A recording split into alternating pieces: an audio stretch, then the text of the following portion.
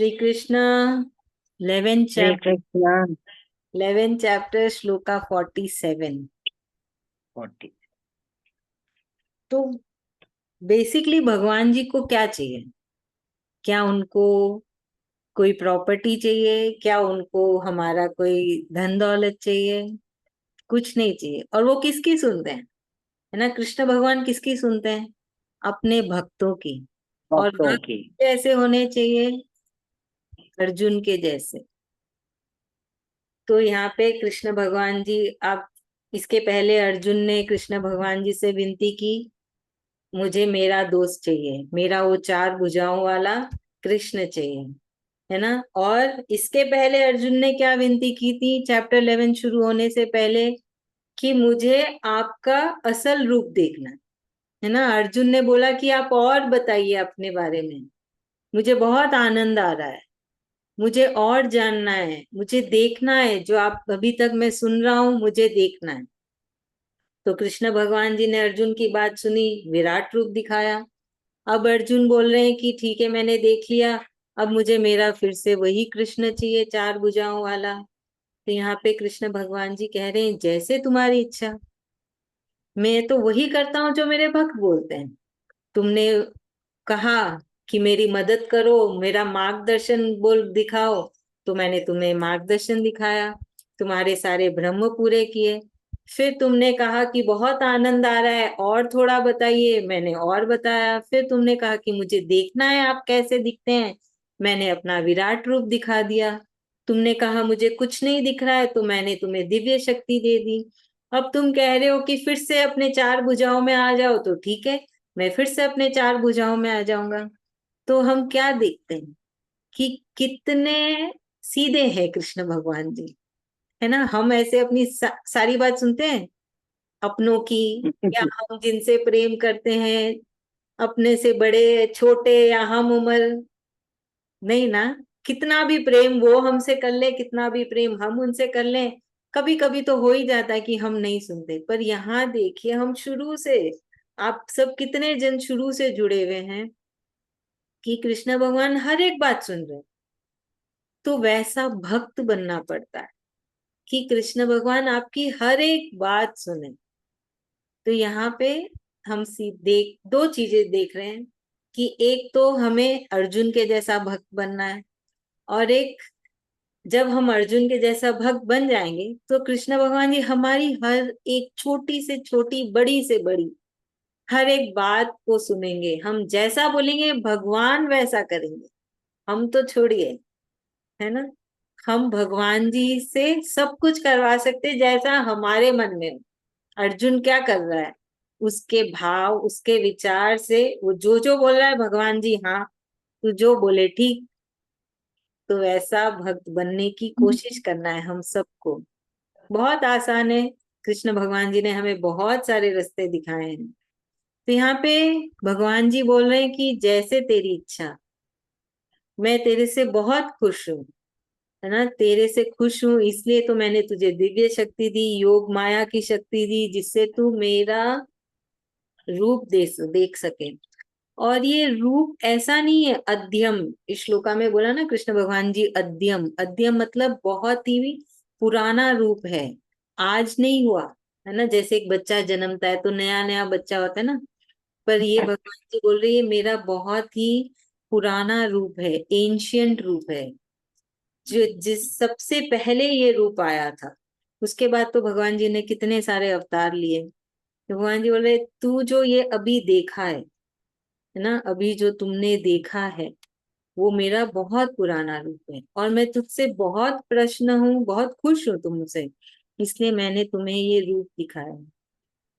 तो ये रूप क्या है? जो विराट रूप है, जो कृष्ण का रूप है, कैसे देखने को मिलता है, कैसे होता है? जब हम अपने अंदर बैठे कृष्ण को समझ जाते हैं, जब हम उस बात पे विश्वास कर लेते कि हमारे अंदर है कृष्ण, हमारे हृदय में ही बैठे हैं, जब आप उनसे कनेक्शन बना लेते हैं, तब आप उनका ये विराट रूप देख लेते हैं, जब आपको वो महसूस होने लगती है।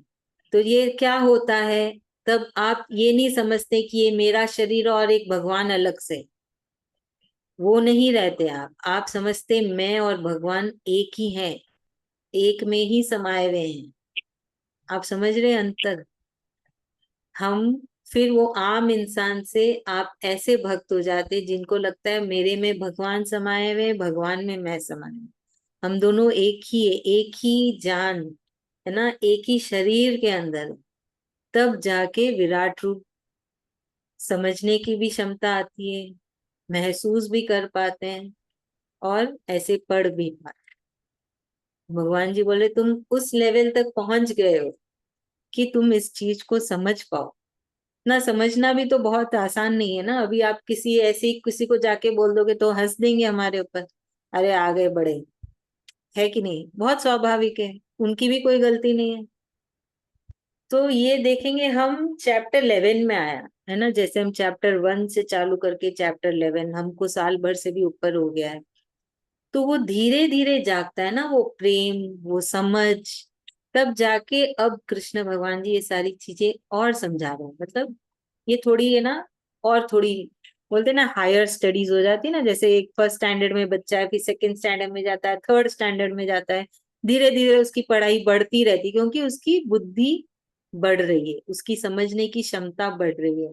तभी तो पढ़ाई बढ़ती है ना, शुरू से ही थोड़ी ना हम बहुत सारा पढ़ा देते हैं, थोड़ा थोड़ा करके पढ़ाते हैं, उसकी बुद्धि का विकास करते हैं। वैसे ही हमें भी कृष्ण भगवान जी हमारे अंदर ये जो धार्मिक ज्ञान है उसको समझने की, भगवान को समझने की, हमें उन्होंने धीरे धीरे हमारे अंदर ये विकास किया कि हम समझ पाए, विश्वास आए, प्यार जागे उनके लिए। ऐसा प्यार जो कोई दिखता नहीं है पर फिर भी हमें उनसे प्यार है।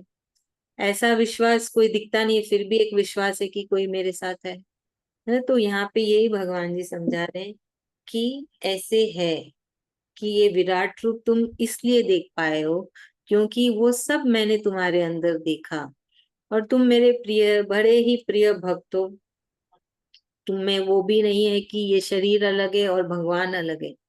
तुमने अपने हृदय में ही मुझे देख लिया, समझ लिया, महसूस कर लिया। तो अब तुम्हें ये एक बहुत ही पौराणिक, तुम्हें एक दृश्य देखने को मिला है जो हर किसी को नहीं देखने को मिला। वहां कुरुक्षेत्र में तो लाखों की भीड़ थी, कितने बड़े बड़े महारथी थे, बहुत सारे कृष्ण भक्त भी थे। भीष्म पितामह भी तो थे, भीष्म पितामह तो बहुत बड़े भक्त थे कृष्ण के।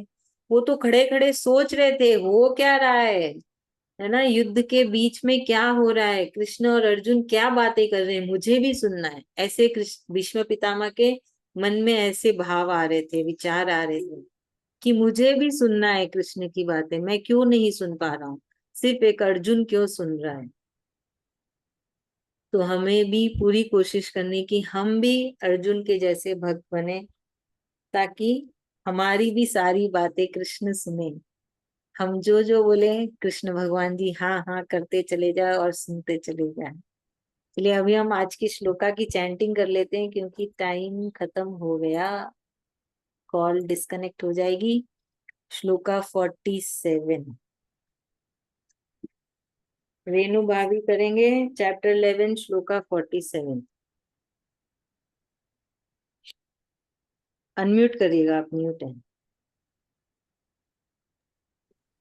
श्री भगवानुवाच श्रीभगवानुवाच मय्या मया मय्या प्रसन्नेन प्रसन्नेन तवार्जुनेदं तवार्जुनेदं रूपं परम् रूपं परं दर्शि दर्शि तमात्मा परमात्मा योगात् योगात् तेजोमयम् तेजोमयं विश्वमनंत विश्वमनंत माध्यम माध्यं यन्मे त्वदन्येन यन्मे त्वदन्येन न दृष्ट